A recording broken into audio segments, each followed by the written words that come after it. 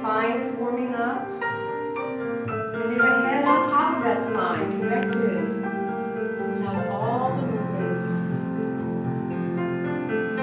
to happen as a dance.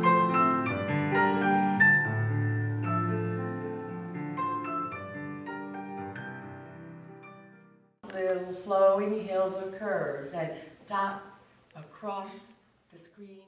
There's no cure for PD. There are medications that help to control symptoms. And neurologists now know that exercise also helps to control symptoms. And more people around the world with PD recognize dance as an activity that addresses their physical, emotional, and social needs very effectively, and does so in a fun and creative environment.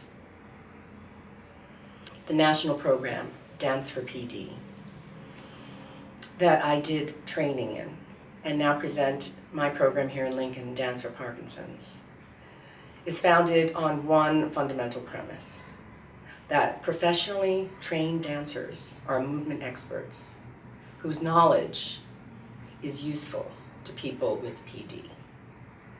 Dance connects mind to body, and everything dancers train to do regarding balance, coordination, rhythm, aesthetic awareness, intent, breath, flexibility, all address specific things that seem to go with Parkinson's. And so, dance fits PD like a glove without needing to think of itself as therapy. The internationally acclaimed Dance for PD program started as an experiment in 2001 at the Mark Morris Dance Center. The director of the Brooklyn Parkinson Group, Ole Westheimer, the great visionary of the program, wanted something for members of her group to do that was based in the arts, creative and rigorous. The Mark Morris Dance Group opened their doors and the program started. All on a vision of Mark Morris, actually, that dance is not for everyone, but is for anyone, which I think is perfect.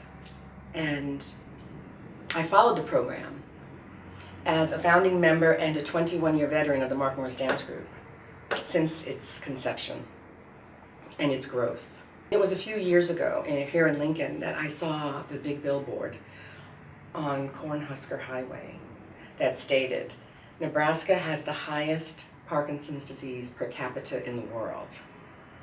And a light went off in my head. I should bring the program here. And here we are.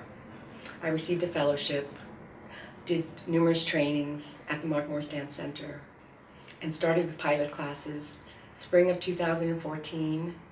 And our first session was this past fall, and we are now in our second session. And it's marvelous. The responses are so positive.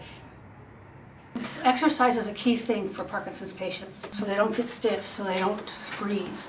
And the brain connection too is important. Because of the brain trying to get your feet or legs or hands to do what you want them to do, because a lot of times the two don't connect. I've had Parkinson's for 16 years, and so it's just another tool that you use to keep yourself going every day. In dance, there is a mind-body connection, which brings a cognitive component. There has been a recent scientific study on elders and dancing that states our cognitive processes are exercised through dance. And also, the rapid and dynamic, quick-fire decision-making creates new neural paths. But what I know is through dance, one is asked to be creative, problem solve, the memory is challenged, it's mathematic, we do brain teasers, for instance, a movement forward, and then what's called in choreography a retrograde, which is doing the movement backwards, simple example there, and other things, for instance, an exercise a structured improvisation might be an accumulation of movements to create a movement phrase. And you can recall something you've done in class if you want, but each movement will lead into the next. And so, for instance, I will have a movement, and then Marion will add a movement, and then we do both those movements together. And then Nancy will add a movement, and then we do 1, 2, 3, like, 1, 1, 2, 1, 2, 3. And we're gonna get up till we have 15, a phrase of 15 movements. And now you have aesthetic awareness. And this is mentally stimulating for all people. And people with Parkinson's respond excellently because their minds are sharp. This helps them to access movement in a different way, in ways that we may take for granted. Participants have expressed how, in doing dance that tells a story, along with the music, frees them and connects them to their movement more easily than they may get from other movement forms. 7, 8, 9, 10, 11. Arms up, and now sit back down. Wrist here. Sit slow, slow, slow, slow, slow, slow, slow, slow. Okay. That will start, because I'm going to get you by the end of the spring. We're going to just a little bit of getting up on your own a little bit. That was enough for today. Well, I kind of learned how disconnected I was from my physicality and that I didn't need to be. In fact, it's everything's changed. I actually think differently about myself, like just who I am.